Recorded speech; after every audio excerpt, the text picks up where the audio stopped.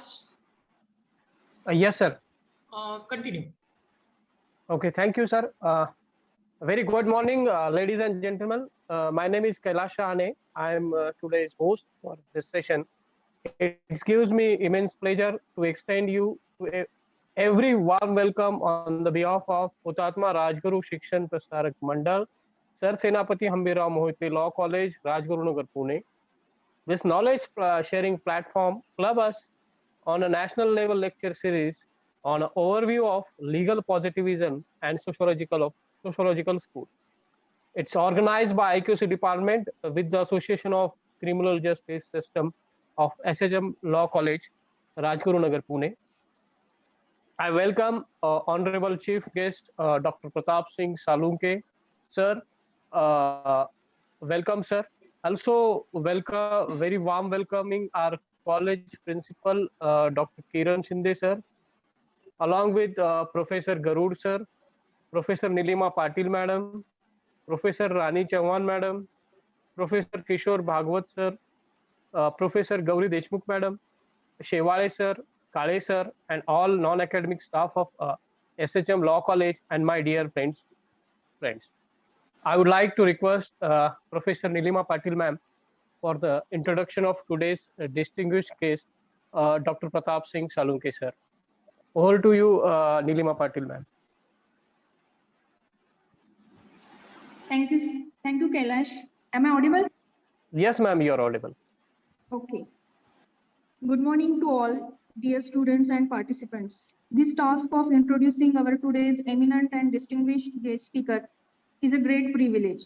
He is a man of virtue and simplicity.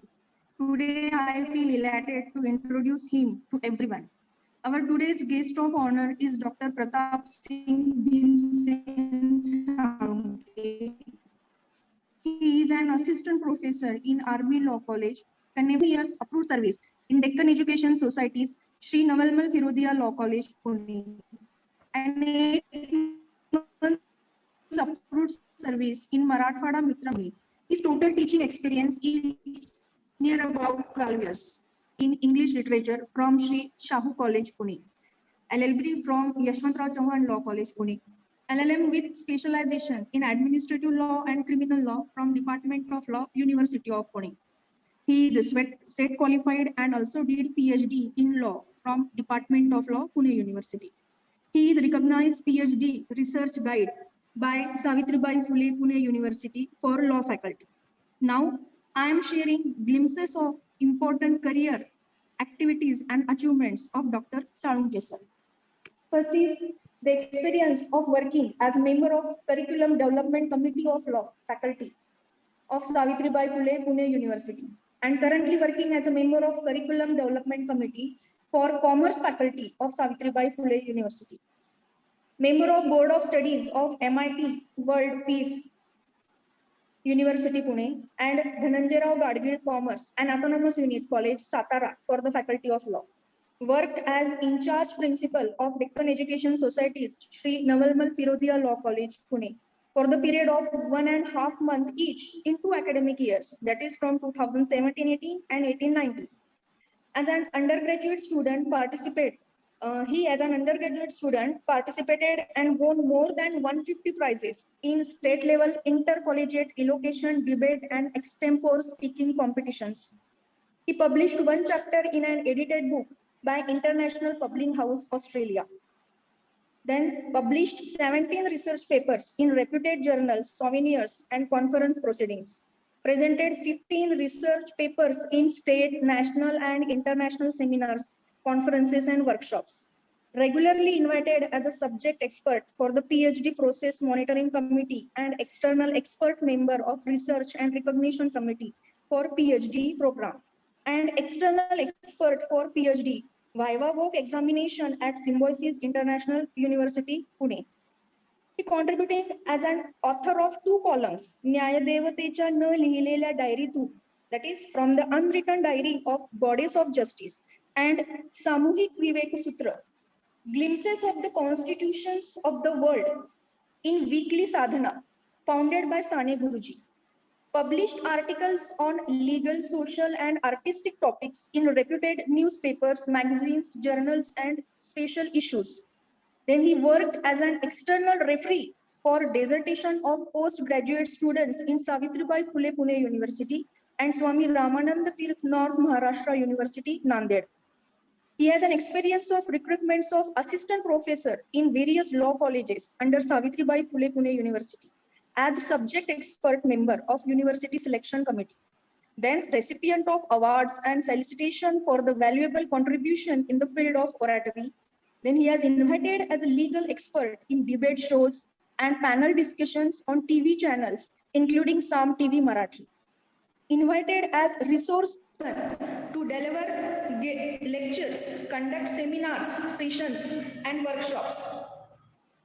Then he taught over the span of 12 years and 8 months of his service, number of subjects in the law field, that is the jurisprudence, constitutional law, administrative law, interpretation of statutes, public international law and human rights, law of torts and consumer protection, Indian Penal Code, intellectual property rights, moot code, practical training, law and social transformation in India, law of contract, etc. etc. तर मित्रांनो, आज आपल्याला असं व्यक्तिमत्व लाभलेलं आहे की त्यांचं आपण जे काही लेक्चर आहे ते आपल्याला ऐकायला भेटतंय. इट इज म्हणजे आपलं भाग्य आहे ते. Thanks a lot Pratap sir की तुम्ही आमचं इन्व्हिटेशन मान्य केलं आणि लेक्चर घ्यायला आलात. Thanks a lot. Over to you Kailash. Thank you, Nilima ma'am, and it was like very exciting when I'm hearing about sir and the entire profile. It's truly educationalist. It show the dedication, it show the enthusiasm about learning. It's spreading also, and now it's a time to let's learn a lot of things from sir from today's session. So I'd like to call Dr. Pratap Salunke sir to guide us on today's topic. Over to you, Dr. Pratap sir. Thank you very much, Kailas sir. I'm also thankful to Principal of Sir Senapati Hambirao Moite Law College and my friend Dr. Kiran Shinde sir. I'm also thankful to Nilima Patil ma'am, who happens to be my classmate for my postgraduate study. And I'm really fortunate that I was introduced by my classmates. So it is really an heartening thing for me. The topic that is assigned to me, that is an overview of analytical positivism and sociological school. I know that there are certain inhibitions as far as topic of jurisprudence is concerned. Students are little bit not comfortable with this particular topic, but this is the first thing, this is the first bias which we have to brush out from our mind, and we have to erase these prejudices, because jurisprudence itself teaches us that mind of a judge should be like a clean piece of paper. And that is what which we learn in American realism. And also, it is further extended in Scandinavian realism. So whatever which we study in our subjects, those things which we need to incorporate into our own perception and its appreciation as well. Now, as I was informed that this conversation, it should be bilingual. So certainly, I will switch as and when it is required in Marathi and English, so that this discourse will be more meaningful, will be more helpful to the students to understand this particular topic, that is analytical positivism and sociological school. When we try to understand various theories from jurisprudence, then there is a story from Upanishad that there are few blind men and they try to understand what exactly is an elephant. So a person who touches the nose, for him that particular elephant is like a pillar. When a person who is a blind and who touches the trunk of that elephant, for him, elephant is like a wall. Someone who touches to the tail of that elephant, for him, elephant is like a broom. And a person who touches the feet of that particular elephant, for him, that elephant is like a huge pillar. But is it a case that elephant is that myopic view? Elephant is that secluded view? And the answer is no. Elephant means combination of all these things. आपण उपनिषदामध्ये एक कथा वाचतो, पाहतो की काही अंधळ्यांची कथा आहे ज्याच्यामध्ये ज्यानं हत्तीच्या सोंडेला हात लावला त्याच्यासाठी हत्ती हा एखाद्या स्तंभासारखा आहे, ज्यानं पायाला हात लावला तो एका मोठ्या स्तंभासारखा आहे, ज्यानं पोटाला हात लावला त्याला तो भिंतीसारखा आहे, ज्यानं शेपटीला हात लावला तो झाडूसारखा आहे. पण हत्ती म्हणजे यातलं एकच एक असं काही नाही. हत्ती या सर्वांचं एकत्रित मिश्रण असतं. त्यामुळं ज्युरिस्प्रुडन्स मध्ये जे वेगवेगळे इझम्स आहेत, वेगवेगळे थिअरीज आहेत, यातली कुठलीच एकच एक थिअरी ही बरोबर नाही किंवा एकच एक थिअरी ही म्हणजे परफेक्ट थिअरी नाही. तर प्रत्येक थिअरीच्या प्रपाउंडरनं आपापल्या पद्धतीनं, आपापल्या चष्म्यातून, आपापल्या नजरेतून कायदा म्हणजे नेमकं काय, कायद्याची व्याख्या नेमकी काय हे पाहण्याचा प्रयत्न केलेला आहे. There are many concepts, ideas and methods. The purpose and source and the concept of law which give birth to various theories, and every propounder is having his own notions and is having his own perceptions. And that's why every propounder is very emphatic that his own understanding as far as that particular theory is concerned is perfect, and that is what which should be taken as a gospel truth, but which is not the reality. कुठल्याही एकाच एक प्रपाउंडरचं, कुठल्याच एकाच एक त्या theory मधला जो प्रमुख व्यक्ती आहे त्या व्यक्तीचं एकच एक म्हणणं हे पूर्ण सत्य नाही तर ते अर्धसत्य आहे. हे हा विषय समजून घेत असताना लक्षामध्ये घेणं सर्वात महत्त्वाचं. The right, duty, property, crime, analysis, all these things which form the basis for the jurisprudence and analysis of various theories. And these are the things which we have to keep in our mind, at the back of our mind, to understand these theories. David Hume has written a treatise, that is Treatise of Human Nature. And on that basis, certain questions which are required to be answered. What is law? What is relationship between law and power? And what is the relationship between law and morality? कायदा म्हणजे नेमकं काय? कायदा आणि सत्ता यांचा परस्पर काही संबंध असतो का? आणि या कायद्यासोबतच त्याच्यामध्ये कायदा आणि नैतिकता यांचाही काही संबंध आहे का? अशा काही प्रश्नांचा विचार हा डेव्हिड ह्यूमनं आपलं ट्रिटाइज ह्युमन नेचर याच्यामध्ये केलेलं आपल्याला पाहायला मिळतं. These are various ways and means by which the inquiries which were resorted, so that to dig into deeper side and to find out what exactly is the content of law, what can be the real meaning of law, and that we are going to discuss in this limited time frame.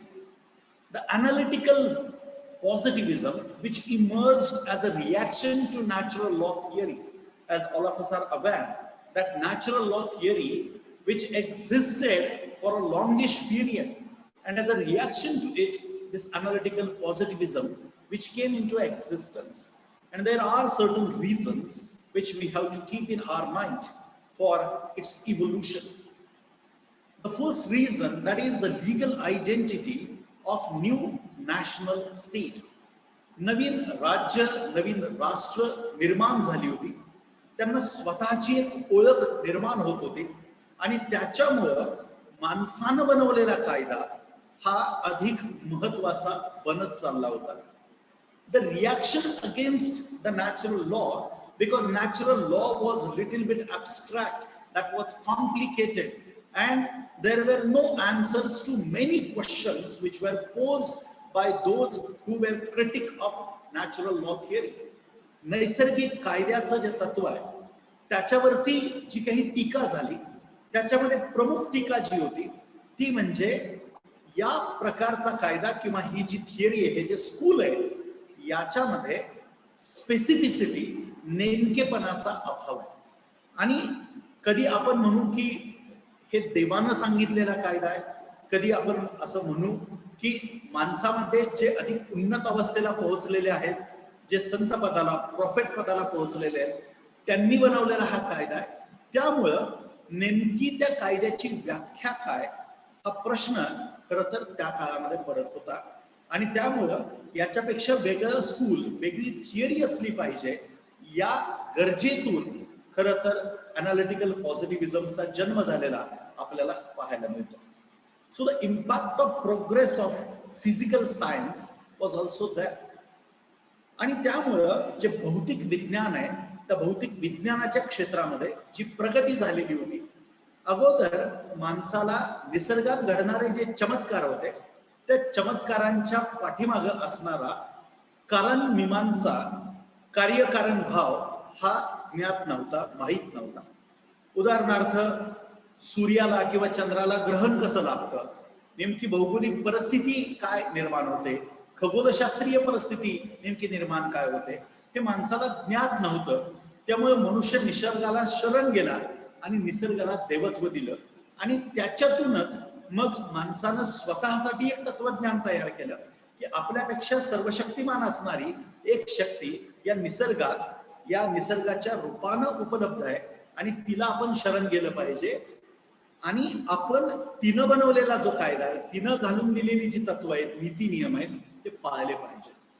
But impact of this physical science that busted many myths, and that's why you can find that analytical positivism which became more and more prominent with advancement in the technology, because there were many questions which were not answered by earlier period, which were answered by advancement in that particular physical science. The modern doctrine of sovereignty, सार्वभौमत्वाचं जे तत्व आहे, ते नवीन राष्ट्र अस्तित्वात आल्यामुळं प्रत्यक्षात आलं. आणि त्याच्यामुळे सुद्धा अनालिटिकल पॉझिटिव्हिजम याला अधिक जास्त महत्व हे प्राप्त होत गेलं. कारण राष्ट्र स्वतंत्र झाल्यानंतर आपल्या स्वातंत्र्याची मोहोर कुठं उमटवायची असेल तर त्याच्यासाठी सर्वात सोपा मार्ग म्हणजे कायदा बनवणं हा होता. आणि त्याच्यामुळं मानवनिर्मित कायदे याचं महत्व हे या काळामध्ये अधिक वाढलेलं आपल्याला पाहायला मिळतं. पॉझिटिव्हिस्टिक लॉ असर्टेड विदाउट सब्जेक्टिव्हिटी. आणि म्हणून त्या त्या पद्धतीनं त्या त्या माणसाच्या नुसार व्यक्तिनिहाय विचार करण्याची जी पद्धत होती ती लयाला गेली, ती संपुष्टात आली. आणि अधिक ऑब्जेक्टिव्हली विचार करणं, वस्तुनिष्ठ पद्धतीने विचार करणं, ना की कुठल्या धर्माचा, कुठल्या तत्वज्ञानाचा, कुठल्या एका पंथाचा विचार करणं, हे आता गरजेचं राहिलेलं नव्हतं. आणि म्हणूनही अनालिटिकल पॉझिटिव्हिजम याचा एक सोपा अर्थ म्हणजे मानवनिर्मित कायदा असं आपल्याला करता येऊ शकतं. सो दिस पॉझिटिव्हिस्टिक लॉ और analytical पॉझिटिव्हिजम which removed this subjectivity from law and that established that objectivity. Now, what are the main propositions of analytical positivism? There are two main propositions of analytical positivism. One is law is descriptive, and second is legal positivism. Law is descriptive, in which law is a complex social fact. Bentham, Austin, Kelsen, these are the main propounders of analytical positivism. And along with these propounders, Professor H.L.A. Hart, who is also propounder of analytical positivism and who has advocated descriptive sociology of law. कायदा हा वर्णनात्मक आहे. Bentham, Austin, Kelsen, professor H.L.A. Hart या व्यक्तींचा analytical पॉझिटिव्हिझम मध्ये प्रामुख्याने विचार हा केला जातो. विशेषतः प्रोफेसर H.L.A. हार्ट यांनी डिस्क्रिप्टिव्ह सोशियोलॉजी ऑफ लॉ म्हणजे कायद्याचं सामाजिक वर्णन म्हणजे थोडक्यात त्याचं सामाजिक विश्लेषण ही गोष्ट अधिक महत्वाची मानली आणि त्या अनुषंगाने त्यांनी कायद्याचा अन्वयार्थ लावण्याचा प्रयत्न हा आपल्या पद्धतीने केलेला आपल्याला पाहायला मिळतो. लीगल पॉझिटिव्हिझम, मानवनिर्मित कायदा, याच्यामध्ये आपल्याला असंही पाहायला मिळतं की काही त्याच्यामध्ये असणारे जे प्रमुख विचारवंत होते त्यांनी अधिक व्यापक, अधिक उदारमतवादी अशा प्रकारचा विचार हा केलेला पाहायला मिळतो.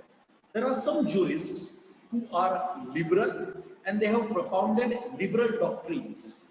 Modern practical popular positivism and liberalism, it has influenced positive law, which is distinct demand of the state.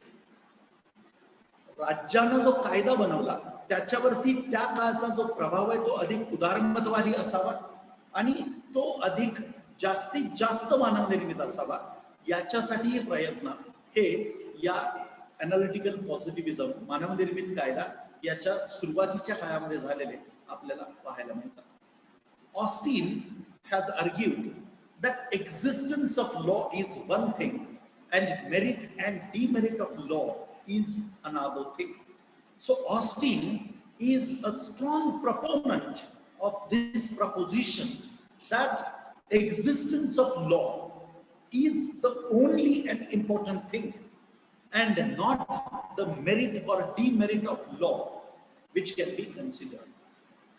Austin हा असा विचारवंत आहे अनालिटिकल पॉझिटिव्हिझम मधला किंवा मानवनिर्मित कायद्यांमधला, जो असं म्हणतो की कायदा अस्तित्वात आहे का हा एकच प्रश्न महत्वाचा आहे. जर कायदा अस्तित्वात आहे हे एकदा सिद्ध झालं की तो कायदा योग्य आहे की अयोग्य आहे, तो लोकांचा विचार करणारा आहे की नाही, याला काहीही महत्व नाही. तो कायदा आहे आणि कायदा बनवण्याची क्षमता असणाऱ्या कायदे मंडळानं तो तयार केलेला आहे का, आणि जर तो तसा असेल तर आपल्याला त्याच्यामध्ये कुठल्याही प्रकारे बदल करता येणार नाही आणि त्याला अंमलबजावणी करण्यापासून आपल्याला रोखता येणार नाही. And that's why merit and demerit was not the concern for Austin.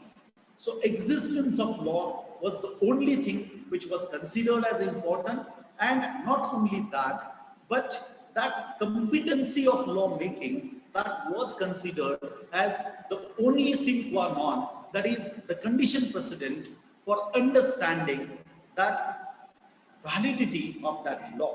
So validity cannot be challenged on the basis of propriety. So we can understand that existence of law and it is made by the competent legislative authority are the only important considerations and not beyond it.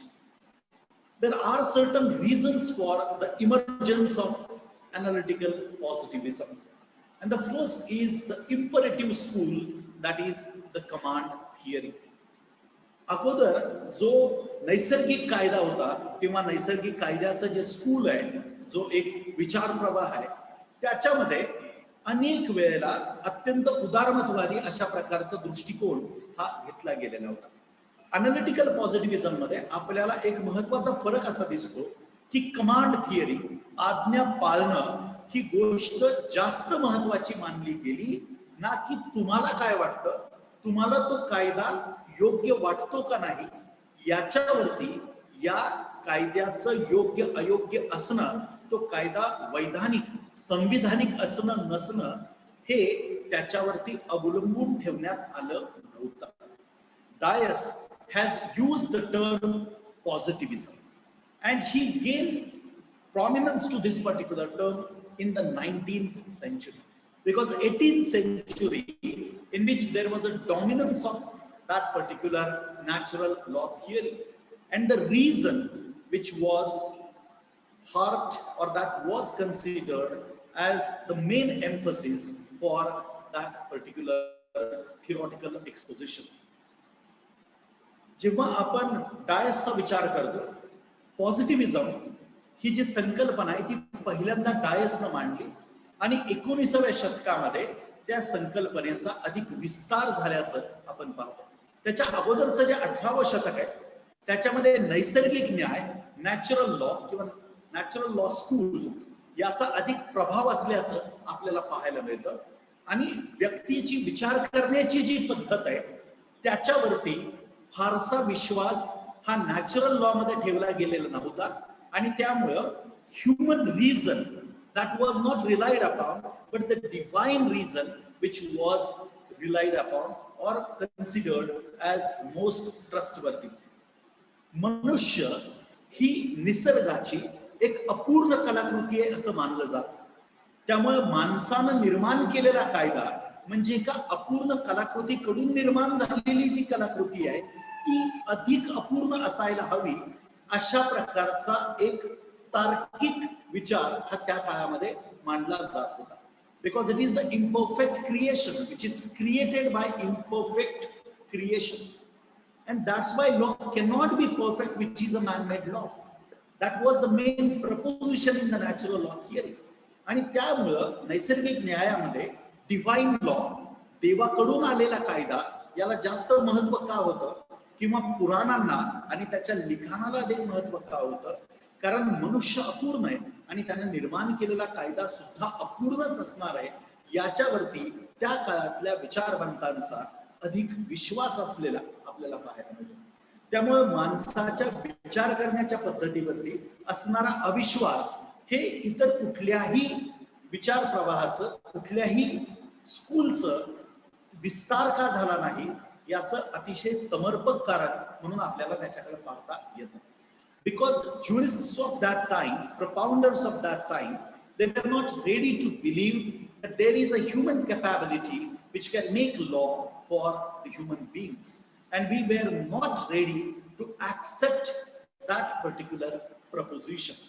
And that's why the main emphasis which was given, that was on the utility than on the analysis. त्यामुळे कायद्याची उपयुक्तता याला अधिक महत्व दिलं गेलं, ना की कायद्याचं विश्लेषण. So that utility was over emphasised and not the exposition. Law as it is was considered as more important than law ought to be. कायदा काय आहे हे अधिक महत्वाचं मानलं गेलं, ना की कायदा काय असला पाहिजे हे तत्व. So ought to be thing, which was the main crux of the natural law theory, that was discarded, and the new theory, that is the analytical positivism, which became, and it gained the ground because in that particular situation or in that particular school, law as it is, it was emphasized more than law ought to be. Austin, as a disciple of Bentham, developed expository model, which is the detailing of the Bentham's concept. Bentham हा त्या अर्थानं Austin यांचे गुरु मानले जातात. Bentham यांनी त्या काळात जे model लोकांच्या समोर मांडलं होतं, दुर्दैवानं ते मॉडेल लोकांच्या पचनी पडलं नाही. त्यामुळे अधिक सोपं करून सांगणं, त्याचा अधिक विस्तार करून सांगणं हे काम ऑस्टिन यांनी केलेलं आपल्याला पाहायला मिळतं. त्यामुळं ही थिअरी आपण जेव्हा वाचतो तेव्हा ऑस्टिन जितक्या प्रकर्षानं आपण चर्चेला घेतो तितका बेंथम आपण गांभीर्यानं घेत नाही. पण खरं तर हे जे सगळं संरचना आहे, हे जे सगळं स्ट्रक्चर आहे ते खरं तर बेंथमचं आहे आणि ऑस्टिननं त्याचं फक्त विश्लेषण केलेलं आहे. So the real model it is given by the Bentham and its exposition, its analysis, which is provided by Austin. But Austin became more popular than his own teacher. And it is the pleasure of a teacher that his or her student is more popular than he himself. And every teacher will love to have disciple like Austin. And Austin has really popularized this particular theory of analytical positivism. So analytical school, which made the concept of law secular and empirical. This is very important because in a natural law theory, law was having those ritualistic or religious value loaded things. But in this regard, these value loaded things were completely discarded in analytical positivism. Analytical positivism मध्ये आपल्याला सर्वात महत्वाच्या दोन गोष्टी त्या प्रकर्षाने जाणवतात. ते म्हणजे कायदा हा पूर्णतः धर्मनिरपेक्ष बनवला. धार्मिक तत्व, त्याच्यातली मूल्य, त्याच्यामधले जे काही कर्मकांड यांच्यापासून कायद्याला मुक्त बनवण्याचं अतिशय क्रांतिकारी काम हे अनालिटिकल पॉझिटिव्हिजम या स्कूलने केलेलं आपल्याला पाहायला मिळतं. आणि दुसरी सगळ्यात महत्वाची जी गोष्ट आहे ती म्हणजे त्याचा फंक्शनल अस्पेक्ट, त्याचा व्यावहारिक उपयोग किंवा व्यावहारिकता या गोष्टींचा विचार हा अधिक प्रकर्षाने झालेला आपल्याला अनालिटिकल पॉझिटिव्हिजम याच्यामध्ये पाहायला मिळतो. Society was divided into the geographical, political boundaries, societal and historical backgrounds, the language, the culture, the size, the circumstances, the social and physical factors, the moral characteristics, all these things were gaining the ground and those were considered as more important one in the natural law theory. But every unit which resembles with each other and it develops its own system of a law and regulate that particular governance and for which this particular analytical positivism has played a very significant role.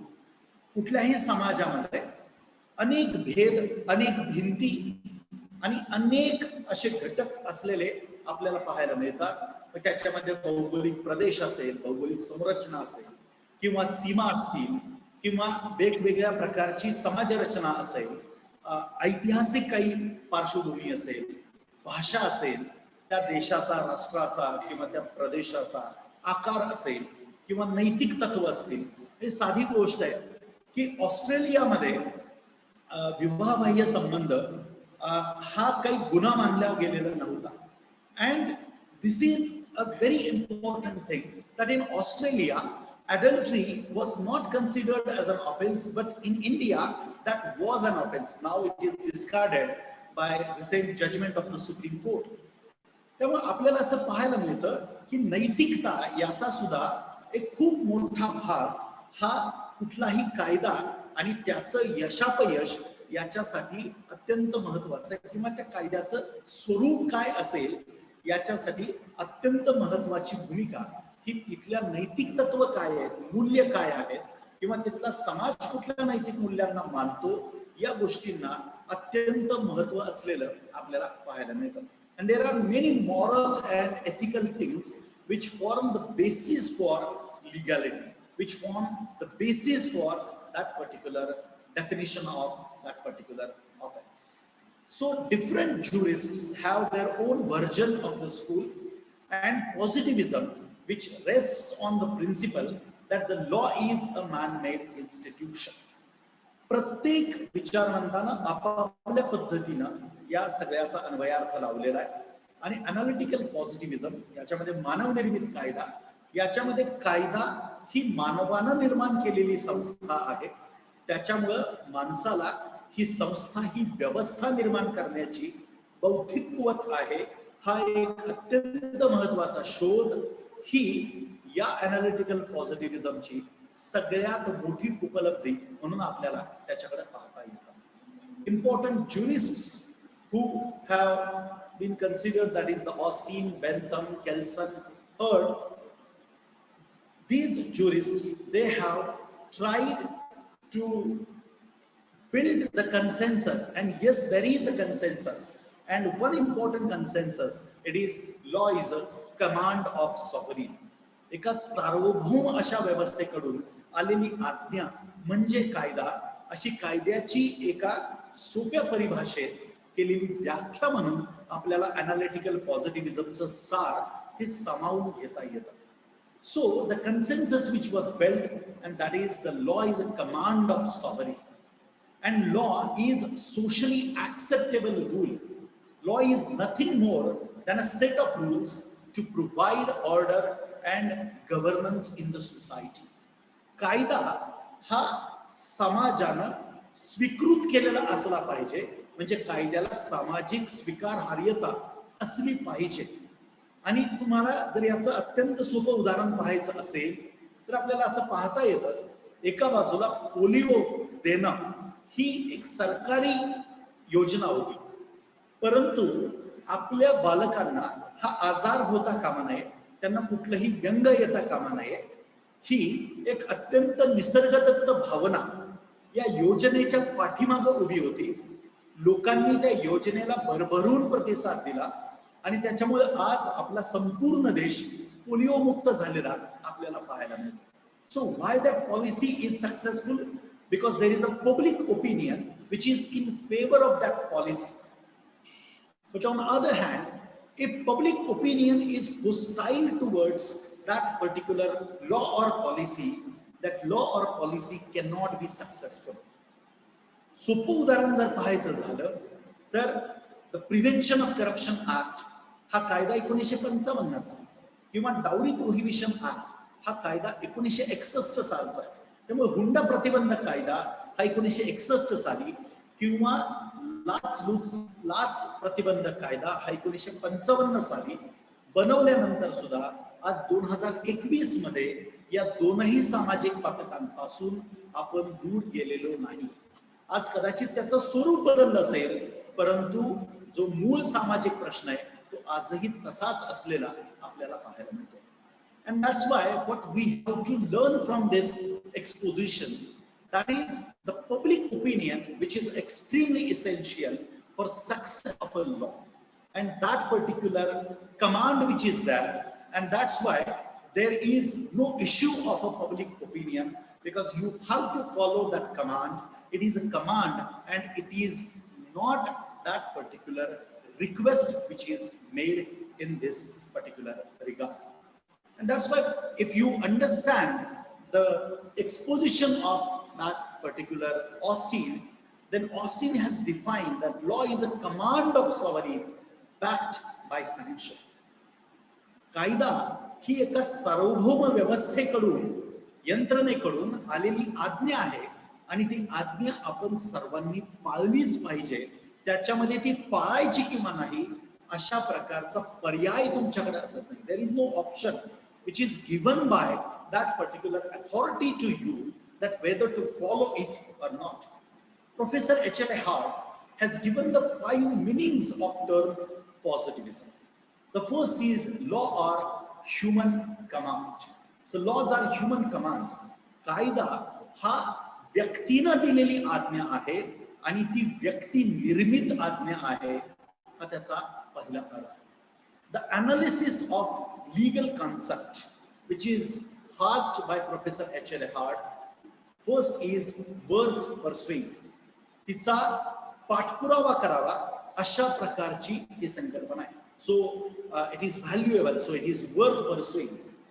Distinct from sociological, historical inquiries, त्याचं सामाजिक किंवा ऐतिहासिक अशा प्रकारचं विश्लेषण करणं, याच्या विरहित एक पद्धत म्हणून आपल्याला या कायद्याच्या प्रक्रियेकडे, संस्थेकडे पाहणं हे अत्यंत गरजेचं आहे. Distinct from sociological or all other enquiries, त्यामुळे इतर जी परिमाणं आहेत, इतर जे काही निकष आहेत, यांचा अधिक विचार न करता कायदा मुळात एका सक्षम व्यवस्थेने बनवलेला आहे का, आणि तो कायदा आज अस्तित्वात आहे का, आणि तो मुळात कायदा या रूपात अस्तित्वात आहे का, एवढेच प्रश्न महत्वाचे आहेत. तो कायदा योग्य आहे का अयोग्य आहे, त्या कायद्याला मानवी चेहरा आहे का नाही, तो कायदा लोकांची सोय बघतो का नाही, हे सर्व प्रश्न गैरलागू आहेत अशा प्रकारचा एक विचार हा आपल्याला अनालिटिकल पॉझिटिव्हिजम याच्यामध्ये मांडलेला पाहायला मिळतो. The decision can be deduced logically from the predetermined rules without the recourse to the social aim, the policy, or the morality.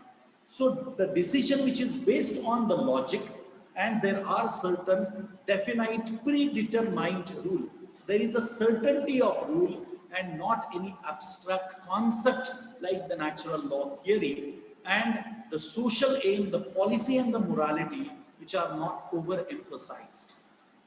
त्यामुळे कुठलाही निर्णय जो घेतला गेलेला आहे त्याच्या पाठीमाग काही एक ठराविक नियम आणि त्यांच्या पाठीमाग एक ठराविक कार्यकारण भाव असलेली एक व्यवस्था असणं ही एकूण कायद्याची व्यवस्था असण्यासाठी अत्यंत महत्वाची गोष्ट मानली गेलेली आहे.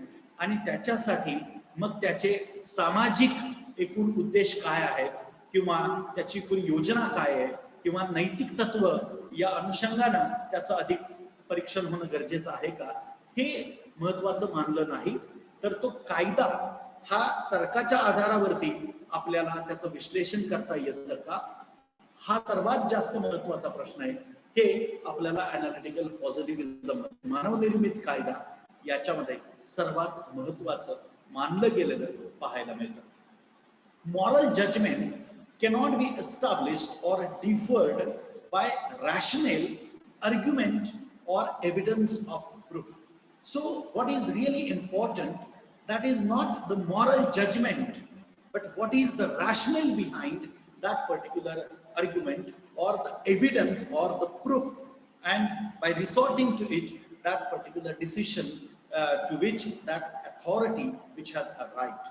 त्यामुळे एखादा निर्णय घेत असताना पुरावा काय होता, प्रक्रिया काय एकूण आपण विचारात घेतली, हे जास्त महत्वाचं आहे ना की नैतिक मूल्य, नैतिक तत्व काय आहेत आणि त्या अनुषंगानं हा निर्णय घेतला गेला का, हे जास्त महत्वाचं नाही. तर त्याच्यासाठी पुरावा काय होता, कायद्याचं तत्व काय सांगतं आणि एक वस्तुनिष्ठ पद्धतीनं, तर्कनिष्ठ पद्धतीनं विचार केला पाहिजे आणि त्याच्यावरती यंत्रणा आधारित असल्या पाहिजेत. हा विचार अधिक प्रबळ करण्याचं काम हे अनालिटिकल पॉझिटिव्हिजमने केलेलं आपल्याला पाहायला मिळतं. The law is actually laid down, the law as it is different than law ought to be. So law is actually laid down. So we have to understand that it was the need of that hour, and that's why that law is laid down. And law ought to be is not a very important question. कायदा कसा असला पाहिजे हा एक आदर्शवादी प्रश्न आहे आणि त्या प्रश्नामध्ये आपण अधिक न अडकता त्यावेळेसची आवश्यकता काय आहे, गरज काय आहे, हे अधिक जाणणं हे या पॉझिटिव्हिजम मध्ये अधिक महत्वाचं असं तत्व मानलं गेलेलं होतं. The distinction between law as it is and ought to be, which was also considered in analytical positivism as a very important kind of a thing.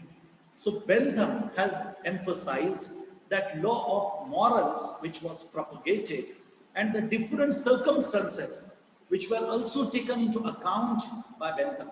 त्यामुळे बेंथमना कायदा बनवत असताना वेगवेगळ्या गोष्टींचा विचार हा केलेला होता आणि तोच विचार पुढे नेलेला आपल्याला पाहायला मिळतो. Austin does not deny the moral factors but denies the space in his theory. The positive law is having its own standard. ही थिअरी पॉझिटिव्हिजम वाचत असताना कदाचित अनेकांचा हा गैरसमज होतो. विद्यार्थी असताना माझाही हा गैरसमज होता की ऑस्टिननं मोरॅलिटी, नैतिकता याला कसलंही महत्व दिलेलं नाही असं मला वाटायचं. But that is not the right interpretation.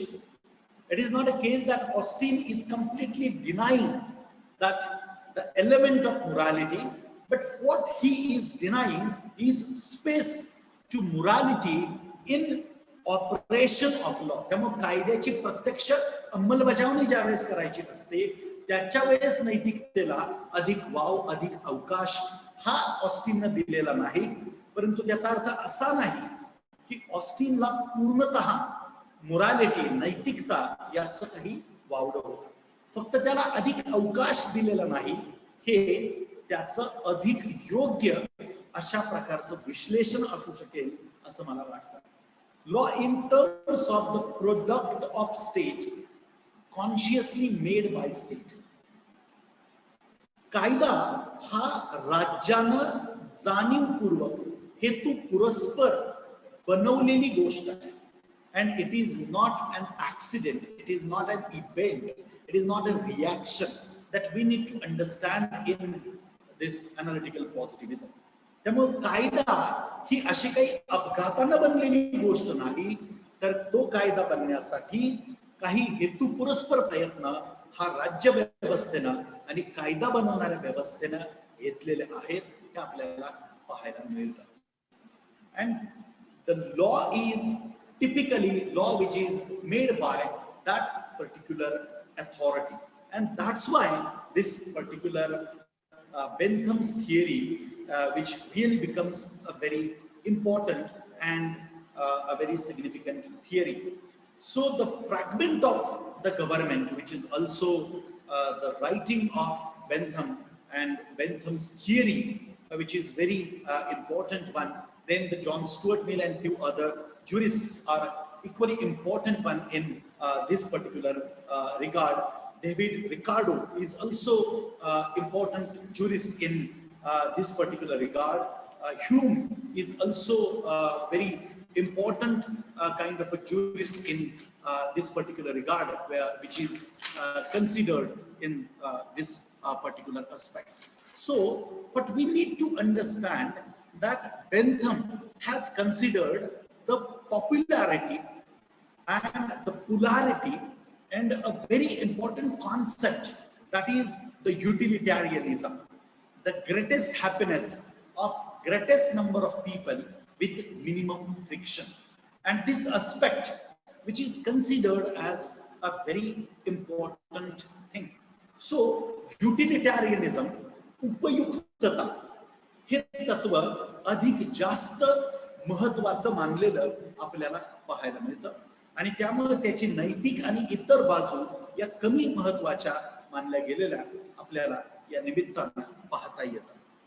Then Austin's classification of a law, which is the important aspect which we have to consider in this particular regard, where Austin felt it necessary to demarcate the province of law and to distinguish it from the similar form of the forces and also from ought to be.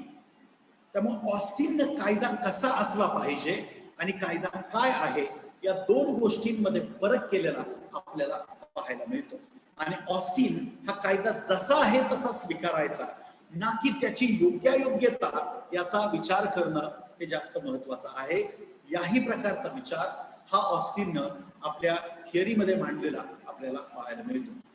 Austin first distinguished between the law properly so called and laws improperly so called. So Austin disposed it of by the distinction that some of the laws are the command while others are not command. This is also one important misconception which is in our mind while studying analytical positivism, because we limit Austin only for command theory, and it is a command of a sovereign backed by sanction, and it ends there. It is not so. ऑस्टिनला आपण फक्त कायदा म्हणजे सार्वभौम व्यवस्थेकडून आलेली आज्ञा एवढ्याच पुरतं मर्यादित आहे, आणि ती आज्ञा का पाळायची, कारण त्याला शिक्षा आहे म्हणून त्या भीतीपोटी आपण ती पाळायला पाहिजे, अशा प्रकारचा एक विचार रुजवण्याचा एक प्रयत्न किंवा त्याचा एक चुकीचा अन्वयार्थ आपण अभ्यास करताना लावतो. तो खरं तर नाही, कारण ऑस्टिननं स्वतःच there are certain laws which are command and certain laws which are not command. I will give a very simple example. The Indian Contract Act, is it compulsory that you should enter into contract? It is not. Marriage May it be special marriage, Hindu marriage, Muslim marriage, Parsi marriage, Christian marriage.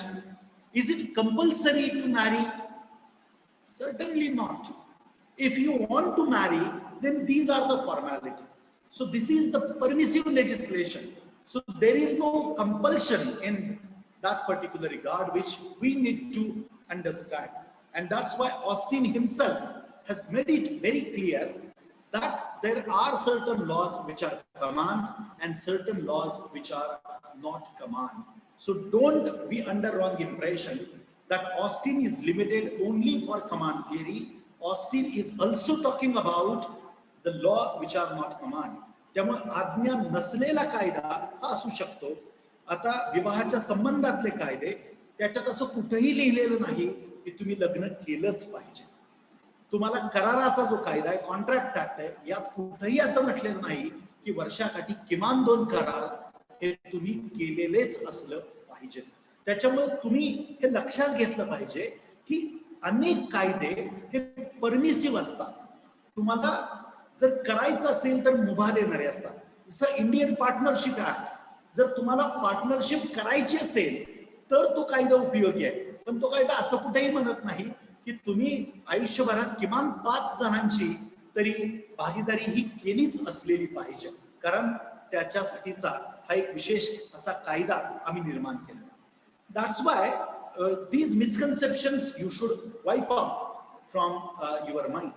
So laws so properly called and laws not so properly called, this is the very important analysis in the analytical positivism.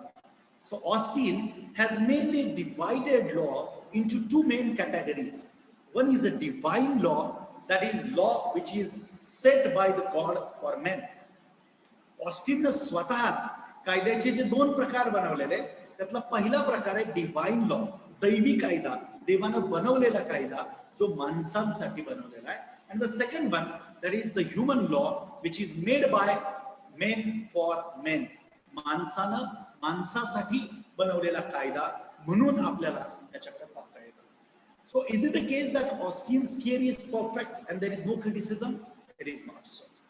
There is definitely a lot of criticism which we can come across as far as Austin's theory is concerned.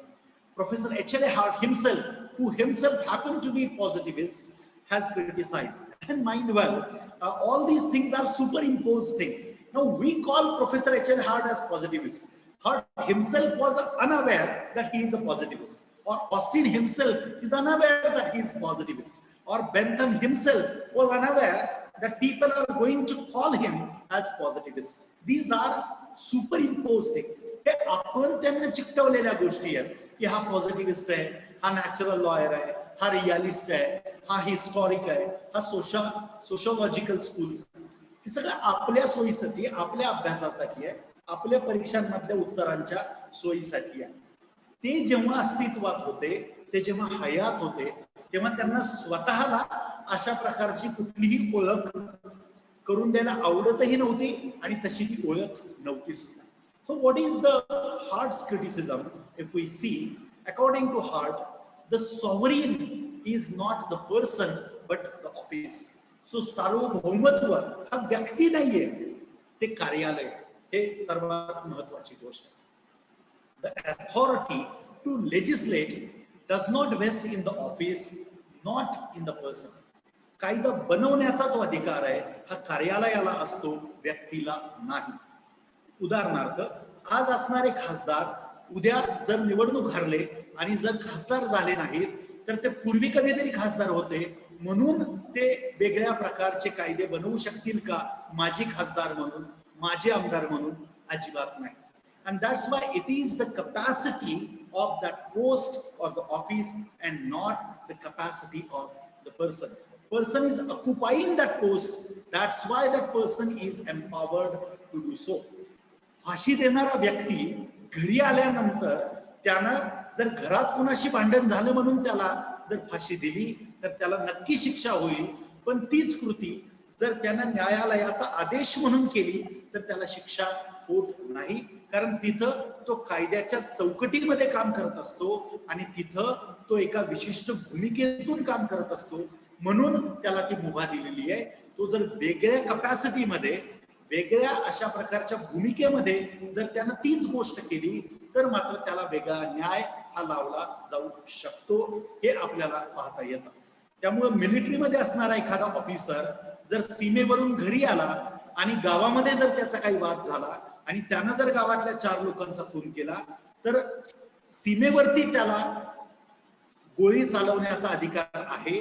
म्हणून तो प्रत्यक्ष समाजात अस्तित्वात असताना तो चालवण्याचा अधिकार मिळत नाही. त्यामुळे व्यक्तीला तो अधिकार नसतो, तर ती जी भूमिका पार पाडत असतो त्याला तो अधिकार दिलेला आहे. And this is the beautiful criticism which is by H.L. Hart, that John Austin has misunderstood that it is a capacity of the sovereign, but it is as an individual, but in reality it is the capacity of that office. And office is an institution, the karyalaya. The rules that create office are plainly not the orders backed by that particular things. All the laws, as Austin says, are not liberty limiting.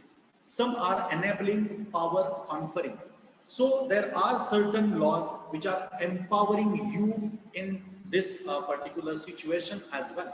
So if not all the laws are command which are backed by the threat, then existence of the sanction that cannot be the source of laws normativity or that of that particular validity. त्यामुळे असे अनेक कायदे आहेत जे तुम्हाला भीती दाखवत नाहीत, तर ते केवळ तुम्हाला मार्गदर्शन करण्याचं काम करतात. त्यामुळे प्रत्येक वेळी शिक्षेची भीती हाच त्याचा आधार असू शकत नाही.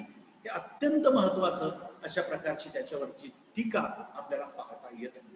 त्यानंतर याच्यामध्ये आपल्याला जो अभ्यास करायचा आहे तो नंतरचा जो ज्युरिस्ट आहे महत्वाचा, तो एक Kelson's pure theory of law. Hence Kelson's theory is known as a pure theory of law.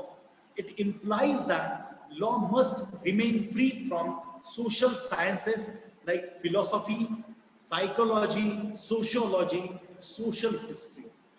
Kelson's aim is to establish a science of law which will be pure in a sense that it will strictly abstain from all the metaphysical, ethical, moral, psychological, and sociological elements. The theory, which is the positivist, because his aim is to establish the autonomous legal science on the positivist empirical foundation, and it goes beyond it. The specific nature of this particular law and order of that particular human behavior. The specific nature of the order which consists of being the coercive, and in fact this coercive power which is derived solely from the sanctions attached to the law. केल्सनची theory काय आहे थोडक्यात जर आपण तसा विचार केला तर केल्सनचं म्हणणं हे आहे की शिक्षा दिली जाते म्हणून लोक कायदा पाळतात. कायदा त्याच्या आदरापोटी नाही तर भीतीपोटी पाळला जातो. कायदा त्याची जेव्हा विश्लेषण केलं जातं, परिशीलन केलं जातं, तेव्हा त्याचे सामाजिक, आर्थिक, नैतिक, ऐतिहासिक अशा प्रकारची विश्लेषण होणं हे पूर्णतः गैरलागू आहे. तो कायदा जसा आहे तसाच त्याचा अन्वयार्थ हा लावला गेला पाहिजे.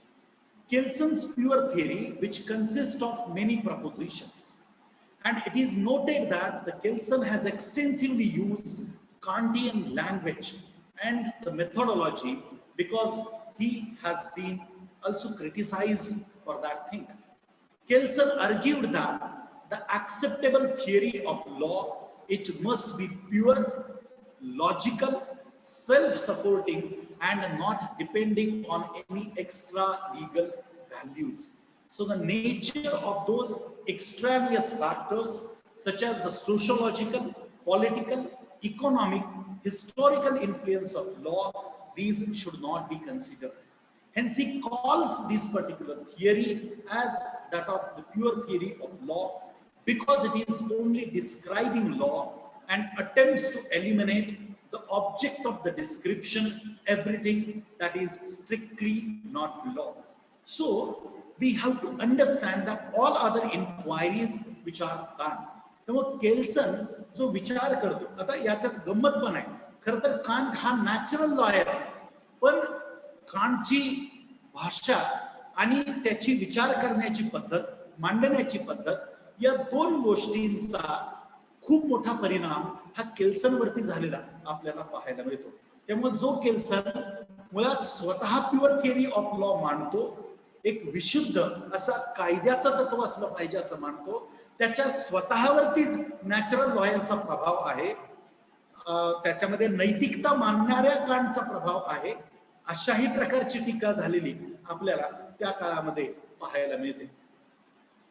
All other inquiries which are ban, त्यामुळे सामाजिक, आर्थिक, नैतिक, all these things which were ban by the Kelsen in his theory. The essential foundation of the Kelson's stem that can be summarized as the aim of the theory of the law as the science, and it is to reduce the chaos and multiplicity and bring the unity. The legal theory is the science, not volition. It is the knowledge of what law is and not law what ought to be. Law is normative and not the natural science.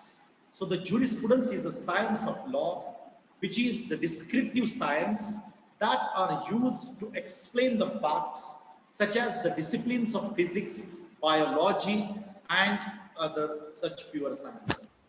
A theory of a law is a formal way of ordering, changing content in the specific law, and the relation of the legal theory to particular system of positive law is possible to actual law. त्यामुळे केल्सन जी theory आपल्या समोर मांडतोय त्याच्यामध्ये त्यानं विशुद्ध किंवा pure sciences, मूलभूत विज्ञान याच्यापेक्षा कायदा वेगळा आहे, कारण त्याच्यामध्ये फक्त फॅक्टचा विचार केलेला आहे आणि इतर गोष्टी या डिस्कार्ड केल्या पाहिजेत, अशाही प्रकारची भूमिका ही केल्सनने घेतलेली आपल्याला पाहायला मिळते. आणि त्याच्यामुळं इफेक्टिव्हनेस ऑफ लीगल नॉर्म, त्याची परिणामकारकता कायद्याच्या तत्वाची, हाही एक महत्वाचा असा एक मूलभूत घटक हा केल्सननं महत्वाचा मानला गेलेला आहे. According to Kelsen, law is meant to prescribe certain rules of conduct to be followed, and therefore it deals with the formal structure of a legal system. Thus, according to Kelson, to understand law, one does not have to understand or evaluate the diverse irrelevant issues, and other such inquiries should be banned. Law is just if it is legal. Law is what it is and not why it is in that way. And Kelson firmly believed that non-legal or extraneous matter adulterate the law. त्यामुळे केल्सननं या सगळ्यांचं जे मिश्रण होतं त्याच्यामुळे कायदा दूषित होतो अशा प्रकारचं तत्व मांडलं. आणि त्याच्यामुळं जे कायदा बाह्य घटक आहेत यांचा विचार कायद्याचं विश्लेषण करत असताना करणं गरजेचं नाही, तरच आपण विशुद्ध कायद्याच्या तत्वापर्यंत पोहोचू शकू, अशा प्रकारची भूमिका ही मांडलेली दिसते. Pure theory which Kelsen aimed is a science of a jurisprudence and no legal politics.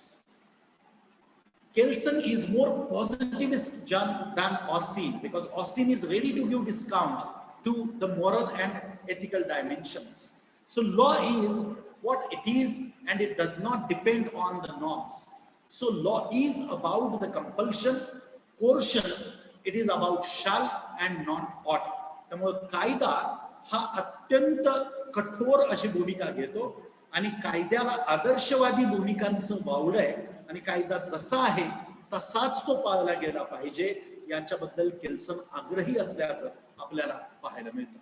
Important propositions of the Kelson's theory, when we try to understand, then there are fundamental gap between is and ought, and this is the gap between the factual statement and the normal statement. So idea of rule following, it is the permission of that particular And law is a normative science where the legal norms which prescribe the standard and the idea of the norm, which is also known as a norm. And the norm which provides the authority to all other norms. The legal norms are coercive in character, and norms must be minimum effective, and there only it can be valid.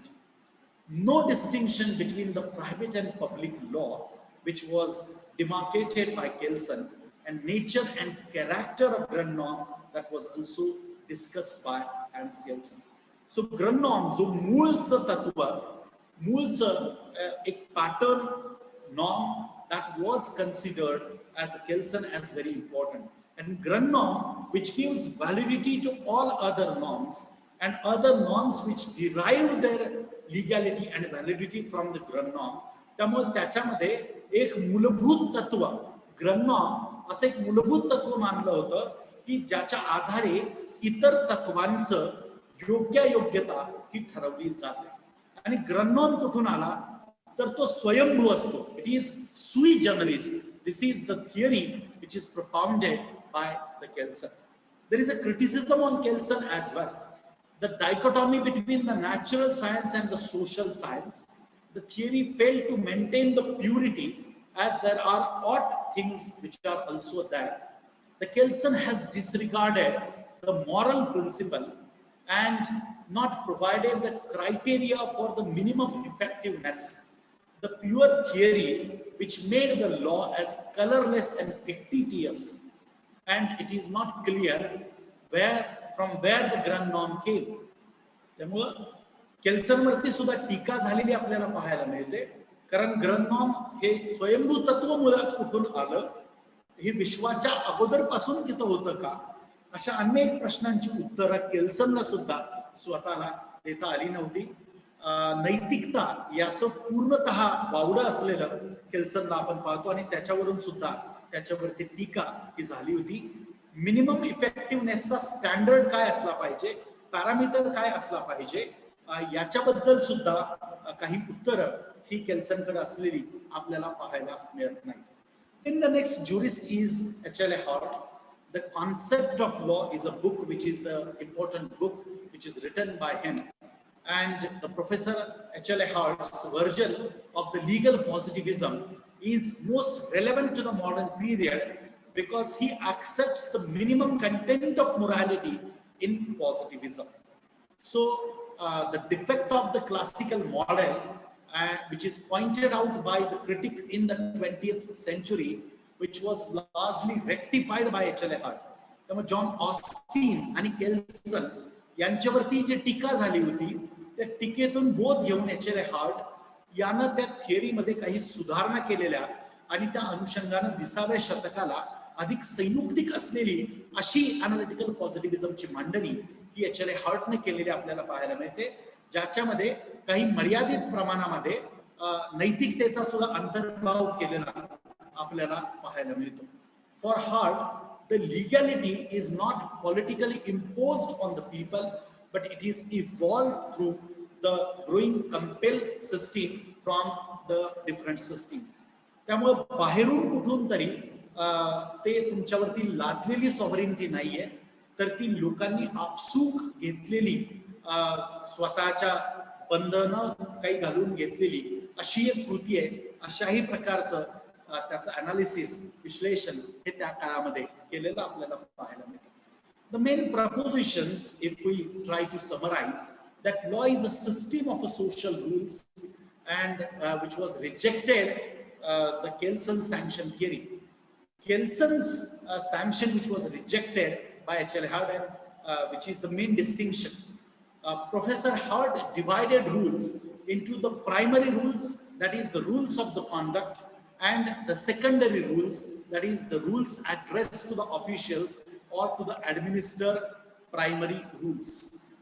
And secondary rules, which are divided into the rules of the adjudication to resolve the dispute, rules of the change, which are allowing the laws to be varied, and the rule of the recognition, which is allowing the laws to be identified as that are valid. So the rules of the change, which regulate the process of the change by conferring the power to enact the legislation with the specific procedure. And the rule of the recognition, which is the customary practice of the officials, that is especially the judges, that identifies the certain acts as a source of that particular law. त्यामुळं HLA हार्टच्या थिअरीमध्ये primary rule, secondary rule, rules of the change and rules of recognition अशा काही प्रमुख ओव्हरहेडमध्ये, अशा काही प्रमुख मुद्द्यांमध्ये आपल्याला हार्टची थिअरी ही समजून घेता येते. He adopted the positivism to law as a jurisprudential doctrine, and that the legitimacy of law, which depends upon being enacted in a proper form rather than in its content. He views the concept of a legal system from the perspective of positivism. So form is more important than the content. This is also not appropriate, but this is the demerit of Professor H.L. Hart's theory. Because now content is more important and not the form. Because even if you execute a document which is actually agreement to sell, but in reality it is sell deed, so it is treated as a sell deed by that particular court and not the agreement to sell. त्यामुळं आपल्याला content, त्याचा आशय महत्वाचा आहे, ना की त्याचा जो फॉर्म आहे, त्याचं जे स्ट्रक्चर आहे, त्याची जी रचना आहे, ते जास्त महत्वाचं नाही. Legal institutions and other phenomena related to law must be studied related to law as they are exactly and not in general. त्यामुळं त्याचं नेमकेपणानं त्या गोष्टी समजून घेतल्या पाहिजेत, ना की त्याचा एक सर्वसाधारण अर्थानं त्याच्याकडे बघता कामा नये. The characteristics of human conditions which are considered by H.L.A. Hart are human vulnerability, approximate equality, limited altruism, limited resources, limited understanding and the strength of the will, and long-term interests like the environment, abortion, family planning. These are considered as limited understanding of the strength of will. Human vulnerability. आपल्याला व्यक्ती म्हणून असणाऱ्या मर्यादांचा विचार H.L. हार्टने केलेला दिसतो. Approximate equality, पूर्णतः equality, आदर्शवत equality ही कधीही अस्तित्वात असत नाही.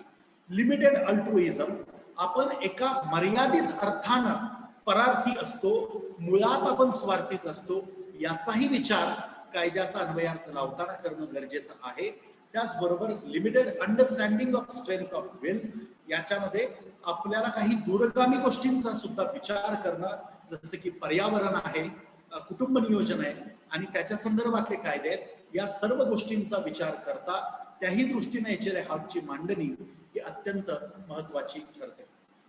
H.L.A. हार्टच्या थिअरीमध्ये अजून एक महत्वाची गोष्ट ती म्हणजे why people obey law, why people follow law, because law is concerned with the obligation rather than the coercion.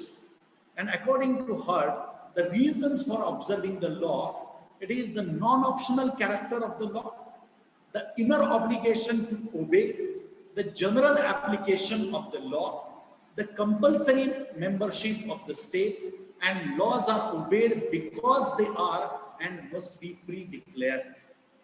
कायदा हा फक्त शिक्षेची भीती आहे म्हणूनच पाळला जात नाही, तर लोकांना आपसूक मनातून असं वाटतं की कायदा पाळला पाहिजे.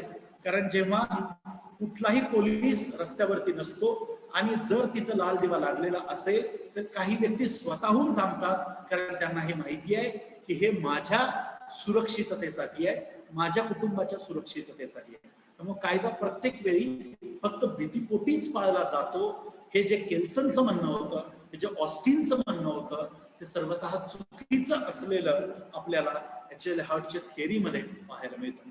आणि आपण समाजाचे एक सदस्य असतो आणि त्यामुळे समाजानं बनवलेले जे कायदे आहेत, राज्यानं बनवलेले जे कायदे आहेत, आपण आपसुकच त्याचे सदस्य बनतो आणि त्याच्यामुळं आपल्याला ते पाळण्याचं बंधन हे आपल्यावरती येतच. अशाही प्रकारचा विचार आपल्याला या निमित्ताने करावा लागतो.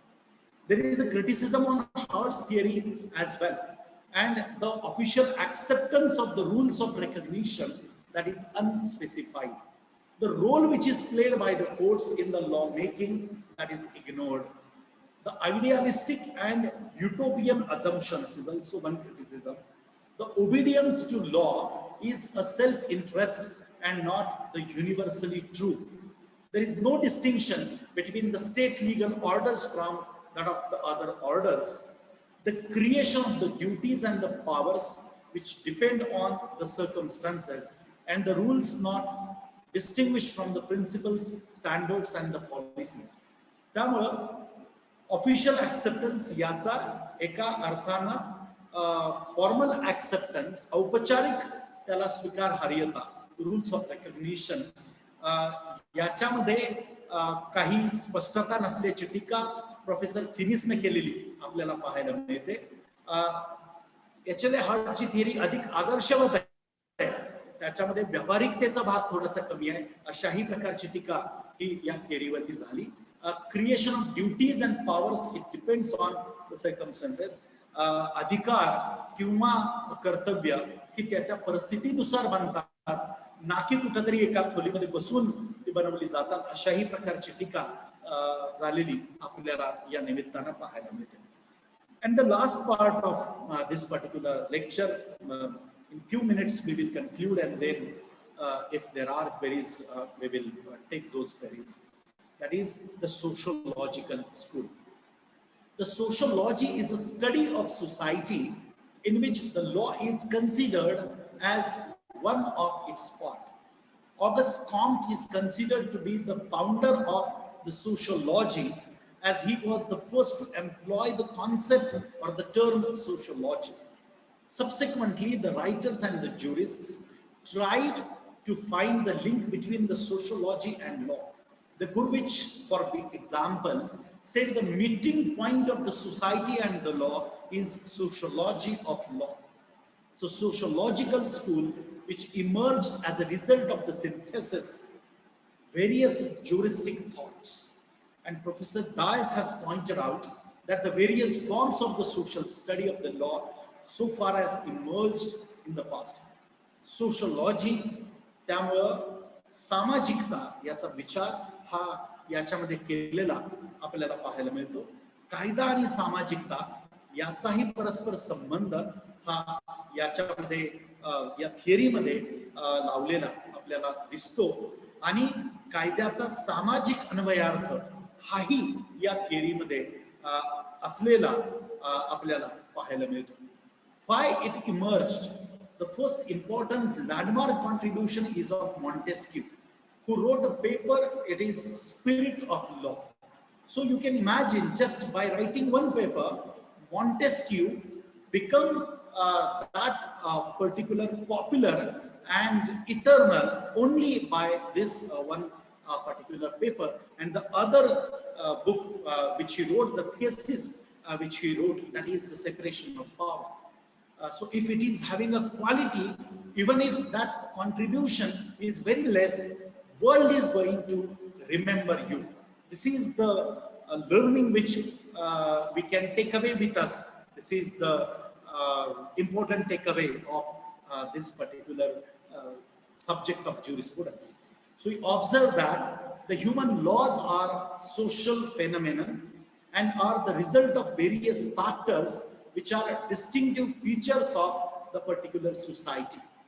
According to him, law should be based on the historical observation and not merely on the reason or that of the belief. So Ahrens believed that the law as a real instrument and the concrete force and not mere abstraction. He attached considerable attention to the economic and the social problem in shaping the laws. Spencer applied Darwin's theory of evolution to the society, and he compared the social organization to the biological organization and said that the individuals has to develop a social mechanism and the organism, and said that the individual has to develop a sense of social solidarity. त्यामुळं सामाजिक school किंवा एक विचार प्रवाह म्हणून आपण जेव्हा या थिअरीकडे पाहतो तेव्हा आपल्या एक गोष्ट लक्षात येते की मॉन्टेस्क्यूनं स्पिरिट ऑफ लॉ, त्या कायद्याचं जे मूळ तत्व आहे त्याच्याकडे लक्ष वेधलेलं पाहायला मिळतं. आणि याच्यामध्ये सामाजिकता आणि त्या अंगानं कायद्याचा विचार होणं याची गरज असल्याचं सुद्धा तत्व हे या थिअरीमध्ये मांडल्याचं आपल्याला पाहायला मिळतं. स्पेन्सरनं डार्विनचे थिअरीचा जो उपयोग आहे तो सामाजिक काही गोष्टींचं आकलन होण्यासाठी केलेला पाहायला मिळतो. आणि जी एका प्राणीशास्त्रामधली जी काही तत्व आहेत ती तत्व सामाजिक अन्वयार्थ लावण्यासाठी सुद्धा लावलेली आपल्याला पाहायला मिळतात. There are certain factors which are responsible for the sociological school, because the historical school indicated that the law and the social environment it develops intimately, and the idea worked out, and that's why it gave the acceleration to the sociological school. And in 19th century there was the shift of the emphasis from that of the individual to the society. त्यामुळे व्यक्तिवादाकडून सामाजिकतेकडे समाजाचा एकूण झालेला प्रवास जो 19व्या शतकामध्ये झालेला आपल्याला पाहायला मिळतो. त्याहीमुळे सोशलॉजिकल स्कूल अधिक जास्त प्रभावी बनल्याचं आपल्याला पाहायला मिळतं. There was a demand of a social stability, and there was a danger of the revolution, and there was a social unrest, and that's why the laws were unconcerned with the social problems which provoke the anxiety and the shortcomings of the law. The sociological jurists wanted to overcome these shortcomings, and that's why the social analysis of law which became the necessity. आता तुम्ही असं पाहिलं असेल की दिल्लीला अनेक महिने शेतकऱ्यांनी वेढा देऊन जे 3 कायदे बनले आहेत शेतकऱ्यांच्या संदर्भात त्याच्याविषयीचा आक्रोश व्यक्त केला. कारण जर कायदा हा लोकांचं मत विचारात घेत नसेल, लोकांचं हित विचारात घेत नसेल, तर त्या कायद्याच्या विरोधात आंदोलन करणं आणि त्याच्या विरोधात आपला निषेध नोंदवणं हे काम लोक करत असतात. आणि 19व्या शतकामध्ये सुद्धा जेव्हा कायदे सामाजिक बदलांच्या बाबतीमध्ये एक प्रकारची अनास्था बाळगताना दिसत होते त्यावेळेस कायद्यांचं सामाजिक अन्वयार्थ लावलं जाणं ही अत्यंत आवश्यक गोष्ट असल्याची एक खूप मोठी उपलब्धी हे आपल्याला सोशलॉजिकल स्कूल मध्ये पाहायला मिळते असं मला वाटतं. There are certain basic tenets, that is, law is a social function and as an expression of the human society, and the dais has also observed that the most important characteristics of the 20th century is the sociological jurisprudence. त्यामुळे 20व्या शतकामध्ये कायद्याचा सामाजिक अन्वयार्थ लावणं ही मला वाटतं की कुठेतरी एक खूप महत्वाची उपलब्धी असल्याचं आपल्याला पाहायला मिळतं. Dean Rescopound is also the important jurist in the sociological school, and he also regarded law as a social institution and essentially interlinked with the disciplines bearing the direct impact on the society. So they discarded the abstract notions and the analysis part, and they regarded law as a social institution. त्यामुळे रेस्कोपाउंड, dean रेस्कोपाउंड या विचारवंतांना सुद्धा कायद्याचा व्यावहारिकतेच्या अर्थानं अर्थ लावलं जाणं जास्त महत्वाचं आहे, ना की केवळ त्याचा थिओरिटिकल अर्थानं किंवा त्याचं फक्त विश्लेषण होणं, पुस्तकी अर्थानच त्याची चर्चा होणं हे जास्त अपेक्षित नाही, तर त्याचा सामाजिक आशय अधिक विचारात घेतलं जाणं गरजेचं आहे. अशा प्रकारचं मत नोंदवलेलं सोशलॉजिकल स्कूल मध्ये आपल्याला पाहायला मिळतं. They regarded it as a social requirement that can be the accomplishment of that law, and all the jurists of this school they stress upon the functional aspect of law. त्यामुळे सगळे विचारवंत sociological school मध्ये कायद्याचा व्यावहारिक जो अर्थ आहे त्याच्यावरती अधिक भर देताना आपल्याला पाहायला मिळतात. त्यामुळे मॉन्टेस्क्यू यानं जो एक विचार केलेला आहे, he considered as a forerunner of the sociological method and he is the first person to take account of the influence of the social condition on the social process. And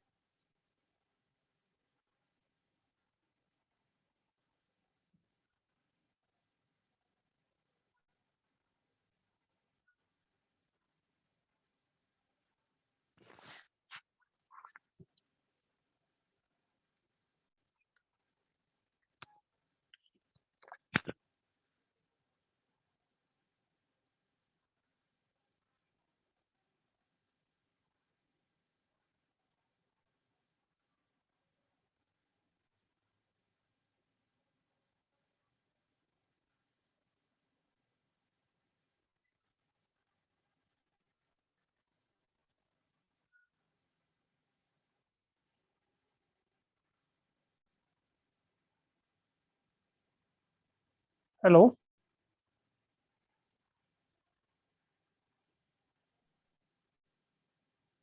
Due to some network problem, guest has left from this meeting. So we please wait, let them join.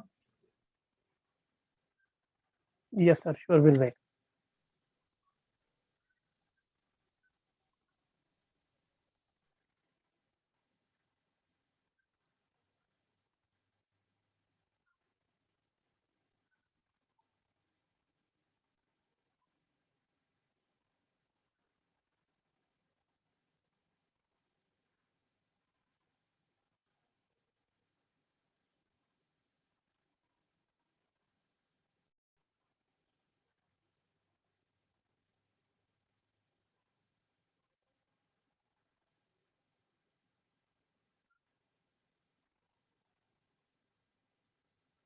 Meantime, I requested the students, you can like put your questions in chat box.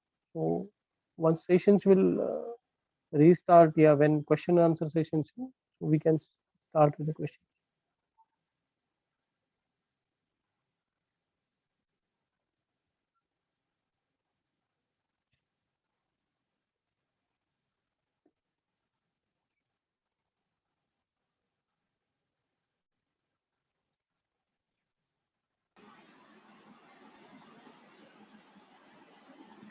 माझा आवाज आपल्यापर्यंत येतोय? हाँ, येतोय sir. Please continue. ठीक. थोडी कनेक्टिव्हिटीचा issue आहे. Okay. So Montesquieu has given the emphasis on the spirit of law, and he emphasized that laws of a particular nation should be determined on its national characteristics. त्यामुळे प्रत्येक देशाचा कायदा हा त्या देशाचं जे राष्ट्रीयत्व आहे त्याच्या आधारावरती त्याचा अन्वयार्थ लावला गेला पाहिजे, अशा प्रकारचा एक विचार हा मॉन्टेस्क्यूनं आपल्यामध्ये मांडलेला, आणि ती त्याच्या थेरीचं एक प्रमुख लक्षण म्हणून आपल्याला त्याच्याकडे पाहता येतं. इयरिंग हा अजून एक महत्वाचा ज्युरिस्ट आहे. त्यानं social origins of law and the institutions and his main contribution is in that area. Iering, a German jurist, in his book Law as a Means to End, provided the analysis of the social origin of the law and the institution. According to him, the dominant notion to be found is to be exercise of a human will is that of the purpose. The causality in the natural world is governed by because. So he says the human conduct is determined not by because but by a purpose to be effected, and the stone cannot move without the cause, no more the will operate without the purpose. त्यामुळे कुठलीही घटना तिच्या पाठीमागचा कार्यकारण भाव काय आहे याचा विचार करूनच आपल्याला तिचा अर्थ लावावा लागतो. त्यामुळे एखादा दगड हा खाली का पडतो? कारण त्याला कुठलाच आधार नसतो. त्यामुळे आधार नसणं ही त्याचं खाली पडण्याचं कारण आहे, आणि दुसरं कारण आहे अर्थात गुरुत्वाकर्षण. त्यामुळं आपल्याला सोशोलॉजिकल स्कूलमध्ये हा कार्यकारण भाव काय आहे, एखाद्या घटनेचं कारण काय आहे आणि त्याच्या पाठीमागची कारणमीमांसा काय आहे याचा विचार कायद्याचा विचार करत असताना करणं ही अत्यंत महत्वाची अशी गोष्ट. Then the important jurist is the earrich, who has considered that law is derived from the social facts and depends upon the state authority but on the social compulsions. He said that law differs from little from the forms of the social compulsions, and the state is merely one among the many associations. So there is a living law besides the formal legal system. So it is very, very important that the great emphasis is on the functional aspect. त्यामुळे व्यावहारिक अर्थानं याच्याकडे पाहणं आणि राज्य ही इतर अनेक व्यवस्थांसारखंच एक व्यवस्था आहे याचा विचार हा इयरलिसनं आपल्या या एकूण मांडणीमध्ये केलेला आपल्याला पाहायला मिळतो. Then the important jurist is the Leon Jugit, who criteria to test the validity of a law and the solidarity or the cohesion is the main principle of the existence of social life. Man cannot live apart from the society. Man has to do his duty towards the society, and all the activities are directed towards the social solidarity. And the criticism is morality, which was neglected by Leon Duguid. Duguid हा अजून एक महत्वाचा असा विचारवंत आहे ज्यानं हा विचार मांडला की व्यक्ती हा समाजाविरहित जगू शकत नाही. त्याच्या अस्तित्वासाठी समाजाचं अस्तित्व हे अत्यंत महत्वाचं आहे आणि मनुष्याची प्रत्येक कृती ही समाजाच्या प्रती काहीतरी एक संदेश असतो आणि त्या अनुषंगानं आपल्याला कायद्याचा अन्वयार्थ हा लावताना याही गोष्टींचा विचार करणं हे अत्यंत महत्वाचं आहे. And then the important jurist, and then we will conclude this session, that is Dean Roscoe Pound. Actually, we give credit to Dean Roscoe Pound, but the real contribution is less. I will not say not, but less of Roscoe Pound, and real credit is of Kohler. But we don't understand Kohler, and we give credit to Dean Roscoe Pound, because Kohler's approach actually inspired Dean Roscoe Pound to have the theory of social engineering. And Kohler said that all the laws are relative and conditioned. Pond's jural postulate, where men must be able to assume that others will commit no intentional aggression upon them. Men must be able to assume that they may control for the beneficial purpose what they have discovered. Kohler हा असा एक विचार म्हणतोय ज्यानं खरं तर dean Roscoe पाऊंडला सुद्धा प्रवृत्त केलं ही थिअरी प्रपाऊंड करण्यामध्ये, ही या थिअरीचा विस्तार करण्यामध्ये. त्याचं म्हणणं काय होतं तर प्रत्येक जो कायदा आहे हा त्या त्या परिस्थितीनुसार बनतो आणि तो त्या परिस्थिती सापेक्ष असतो. त्यामुळं हुंडा प्रतिबंधक कायदा का बनला? कारण त्या काळामध्ये हुंड्याची प्रथा ही अधिक जास्त गंभीर स्वरूपात अस्तित्वात होती. लाच प्रतिबंधक कायदा का बनला? कारण त्यावेळेस लाच घेणं हे त्याच्या शिखरावरती पोहोचलेलं होतं. त्यामुळे प्रत्येक कायदा हा ती परिस्थिती सापेक्ष असतो असा एक खूप मूलभूत विचार हा कोहलरने केला. तोच फक्त अधिक सोप्या पद्धतीनं डीन रोस्को पाऊंडनं मांडला. त्यामुळं ज्युरिस्प्रुडन्स मधून अजून एक आपल्याला काय समजतं की खरं तर जो खूप मूलभूत विचार मांडतो त्याला लोक जास्त मान देत नाहीत, तर जो अधिक सोप्या शब्दात सांगतो, भले मग ते स्वतःच का नसेना, पण तो सोप्या शब्दात सांगतो म्हणून त्या लोकांना समजतं आणि म्हणून तो अधिक लोकप्रिय होतो. डीन रोस्को पाऊंड हा असाच एक व्यक्ती आहे. त्याचं एकूण जे काही कॉन्ट्रीब्युशन आहे ते मला कमी मानायचं नाही, परंतु खरं तर मुख्य कॉन्ट्रीब्युशन हे कोहलरच आहे आणि ते फक्त सोप्या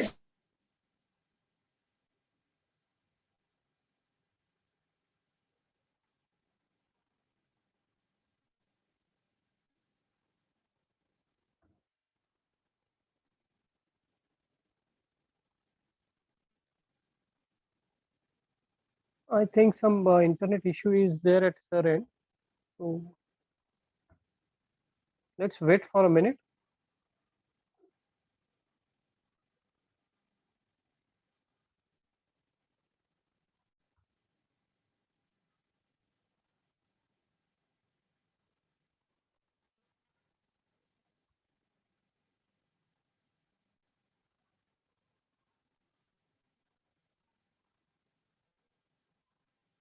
I think sir has again left.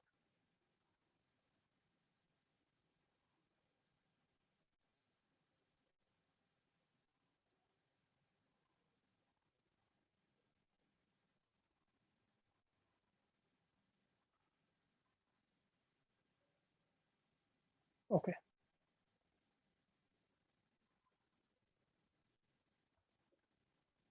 In this, sir. Okay. So the last part, that is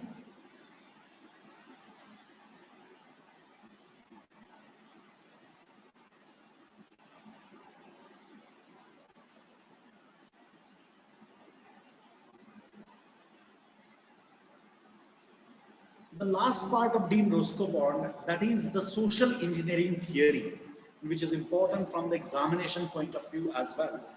That there are three interests: individual interest, social interest, and public interest. Individual interest is interest of person, social interest is interest of society, and public interest is interest of a state as a legal institution. There are competing and conflicting interests which exists in the society, and the role of a law is to have balance these competing and conflicting interests. And this is the real contribution of Dean Roscoe Pound as far as the sociological school which is concerned. So this is in nutshell an overview about the analytical school and the sociological school. Even this particular Dean Roscoe Pound's theory was also criticized, that there are no specific references which are made the distinction in demarcating line between the public interest and social interest. But no theory is perfect. This is the premise with which we started our discussion, and we are closing this particular session with one very interesting kind of a case study. When A.R. Lakshman was the judge of the Supreme Court, then before his bench, there was a very interesting case which came for the hearing, and that was there was a lady who was divorced, and after the divorce, her husband, to settle the account, in collusion with the landlord, tried to evict her from that particular premise by saying that the leave and license agreement, there is a privity, and that privity is in my name. So I have entered that contract, and wife was not the party, so she is not having any right to it. But this is a beautiful judgment of A.R. Lakshman, judge of the Supreme Court, where he said that a divorcee, a wife who is having children and whose shelter is, there is an attempt which is made to take away that shelter. Hence, the feminist jurisprudence which will be taken into account, and to interpret Indian Contract Act, which is a private law, the principles of public law which were applied. And that particular leave and license agreement was not cancelled, though if you apply the privity rule, then that license can be cancelled. But the bench of A.R. Lakshman denied to cancel it, because if lady is ready to give the rent and is ready to follow all the rules and regulations of that leave and license agreement, then that privity will not come in between. So this is how we can understand that how the sociological school or the analytical school or the American realism or the Scandinavian realism, which is actually applied in day-to-day situation. So don't be under wrong impression that the jurisprudence is a theoretical subject and it is not having any practical application. Give me any case, literally any case, and I will tell you how jurisprudence or various theories and various concepts and interplay of various concepts which is applied in that particular case, and I can vouch for it. There is not a single case which is decided by the Supreme Court and High Court where the jurisprudence and the principles of jurisprudence which cannot be applied to that particular case. So with this, I rest for all the discussions in this particular regard. I am really thankful to all the faculty members, including Nilima Patil ma'am, even the Shivaji sir, and Principal K.D. Shinde sir for inviting me and giving me this wonderful opportunity. If you are having queries, then in a short span of time, we can take those queries. Thank you. Okay, thank you, sir. It is very too informative, because it is, again, I can't summarize because a lot of information you have put it out in a very good manner. So I'm getting the comments from students and also their concepts are also getting clearing. So we have 3 questions which we have received from the students. One is from Pooja. Why Kelsen theory known as a pure theory? Okay. Kelsen has propounded that law should have a divorce from sociology, philosophy, history, economics. So all other inquiries should be banned, and law should be considered as only law as it is. And all these inquiries in analysis of law, all these inquiries should not come in between. So law you have to accept as it is. It's social audit, it's economic audit, it's philosophical audit. All these things should not be taken into account. I will give a very simple example, and that's why the Kelsen's theory was also criticized. For example, the Sabrimala judgment. Now, if there is a law, forget that was just a custom, but tomorrow, if there is a law which is made that women are not permitted, or there are certain temples in Tamil Nadu where men are not permitted in those temples. So it is invalid because on ethical ground, on that particular sociological ground, on philosophical ground, that particular law is invalid. So all other inquiries are essential.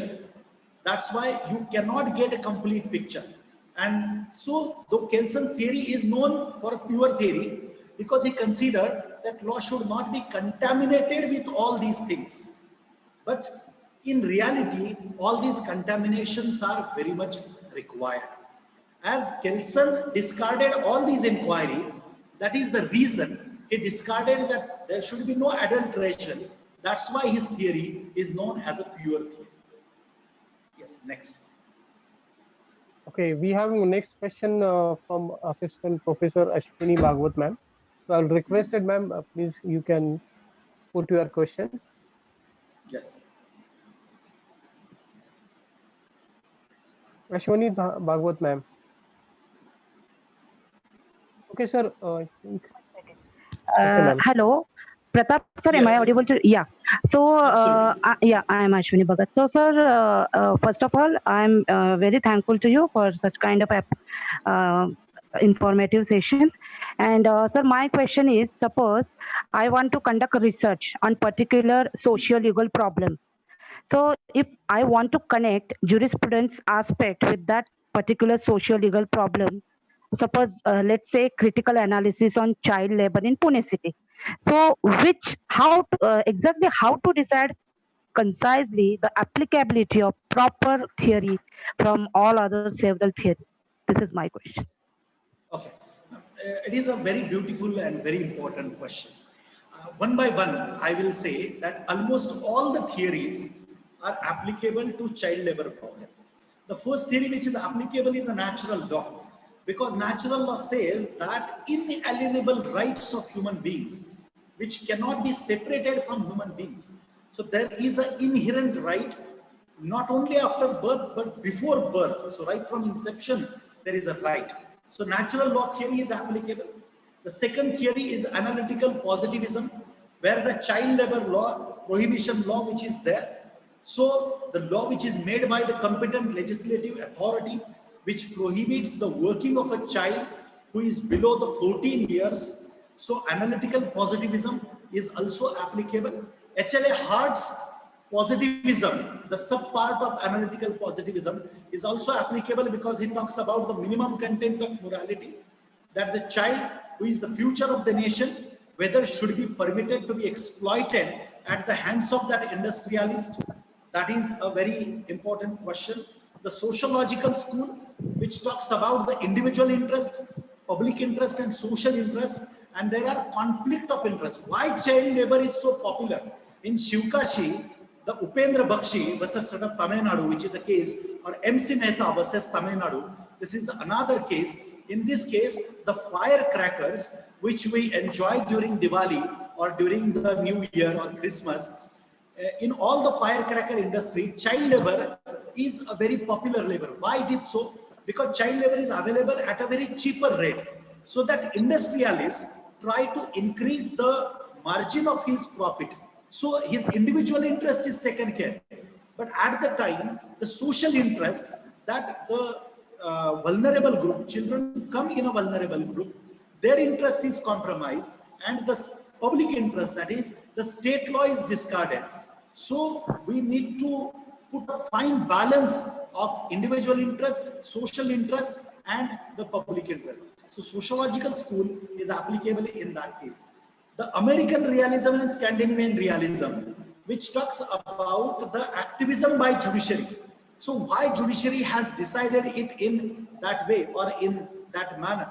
So you can analyze the cases, why a particular judgment, for example, judgments of Justice Krishna Iyer, why those were pro-laborers, and other judgments of other judges who were not coming from that ideology. Their decisions may be favoring the management of the factory. So you can analyze why the trends in the Supreme Court judgment, which you can see in this particular way. Then the conceptual part, the right part, the Hoffeldian analysis of the right, the various concepts of right, various theories of right, all these things which you can relate to just one single problem of a child labor. So give anything to me, I will tell you that how the entire part of a jurisprudence which is applicable, and you cannot escape from jurisprudence. Definitely there is an organic connection of jurisprudence with all these societal issues, or even for that matter, all the research questions as well. Take any research, doctrinal, non-doctrinal, empirical, the jurisprudential aspect, which is a very important and pivotal aspect of that particular research. I hope I have answered. Thank you. Understood, sir. Thank you so much. Oh, sir, last questions we have. That is Yes. with question is from Nirima madam. Which definition of jurisprudence is best as per your point of view? Okay. I will like to say that instead of going to each and every jurist, in fact, every jurist had just tried to wrap up in his own word, in his own style, and say the same thing. The statement is very simple.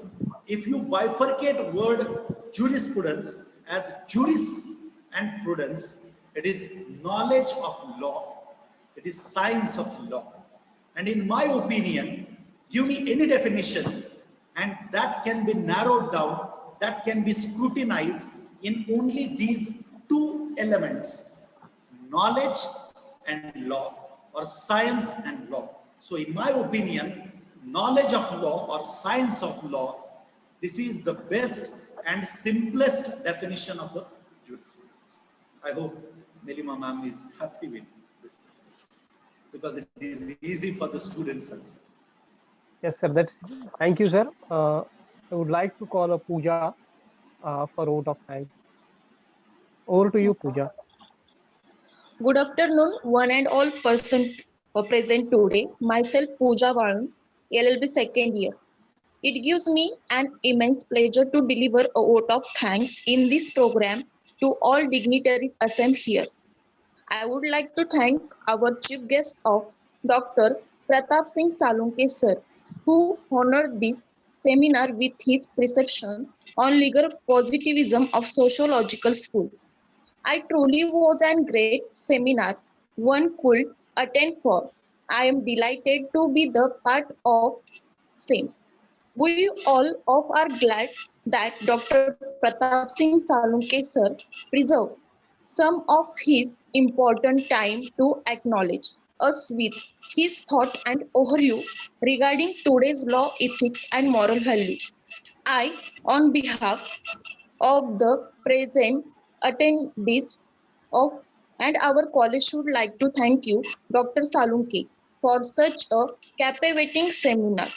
Also, I would like to thank our beloved principal, Shinde sir, and college committee and college staff, teacher, Nidima ma'am, Gauri ma'am, Garud sir, Ashwini Bhagwat ma'am, Rani Chauhan ma'am, Shevale sir, Kiran Kale sir, also Ashwini Shingote ma'am, Shivaji Bibe sir, to give us chance for making this seminar happen.